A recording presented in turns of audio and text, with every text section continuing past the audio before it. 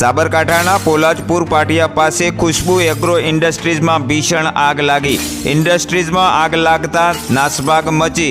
Himmatnagar fire brigade team ઘટના સ્થળે પહોંચી ત્યારે ભીષણ આગ ઉપર કાબૂ મેળવવા ભારે હાલાકી। ફેક્ટરીની દિવાલ તોડી આગ ઉપર કાબૂ મેળવવાનો પ્રયાસ કરાયો ત્યારે 8 જેટલી ફાયર ફાઇટર ઘટના સ્થળે।